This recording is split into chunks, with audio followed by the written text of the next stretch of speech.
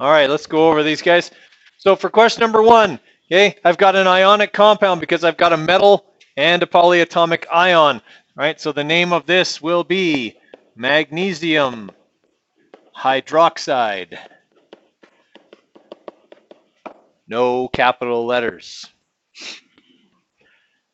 Question number 2, I've got silicone and nitrogen, which are both nonmetals, so this is a molecular compound that will require prefixes.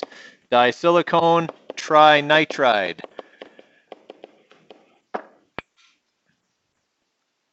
And for the third one, I have another ionic compound. This is cobalt and oxygen. Cobalt has more than one possible charge, so I will have to figure out what Roman numeral goes on it. Okay, but it will be cobalt something oxide. Every oxygen is -2, and there are 3 oxygens in this compound for a total of 6 negative charges, which means I need to get 6 positive charges out of the 2 cobalts I have, which means each one of those cobalts must have a charge of +3. So this stuff is cobalt 3 oxide. Questions on the first 3? All right. Proper formulas for the following compounds. Copper 1 sulfate. All right, so copper is Cu, and the Roman numeral told us this is the copper with the 1+ charge. It is combined with sulfate, which is SO4, and that has a -2 charge. Jason. Yeah, both out. All right. Then I got to drop and swap. Well, the 1 goes here, but I don't write 1s. The 2 comes down here, and there's my formula, Cu2SO4. Number 5, I've got oxygen monosulfide. So molecular compound, I don't have to worry about drops and swaps. There's 1 oxygen, and according to this, 1 sulfur, OS.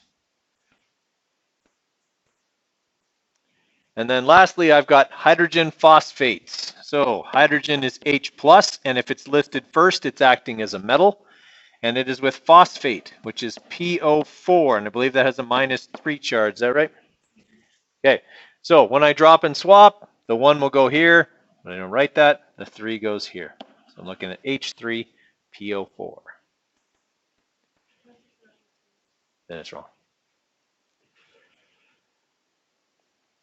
Okay, number 7, a solid produced in a reaction that will not dissolve is called what?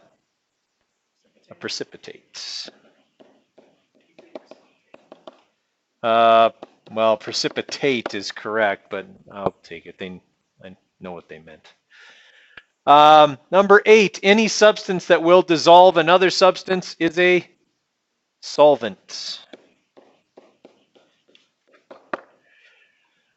Okay, a substance that is dissolving is a solute. All right. When water forms hydrogen bonds with itself, what do we call that? It's what? Cohesion, right. All right, and for the compounds below, we're going to use our solubility charts. Okay, magnesium nitrate. Well, pretty much all nitrates are soluble. Okay, so that one's soluble. Okay, we got mercury sulfate. All right, so if we look at mercury, it says soluble with most. I don't see mercury listed with not soluble, so soluble. Okay, then I've got sodium phosphate. So looking at phosphate, says it's soluble with everything. Yep.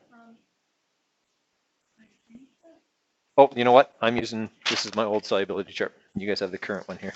Sorry. Sulfate. Yes, mercury is listed in there. Sorry, that's not soluble.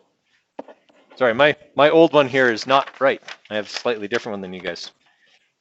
And for some reason, mercury is now listed there with sulfate on mine. So, okay. Sodium phosphate. Hopefully this one's going to be right. Says it's soluble with everything in group 1A. Well, sodium's in group 1A, so soluble. And then lithium fluoride. So fluorine's not even on my chart. So let's look up your guys' chart here. Soluble. No, that's not soluble. Okay. All right. So it's out of 14. Give them a mark out of 14 at the top. Let them see it, and then please hand them in right here. Have them just put yours in the pile marker there.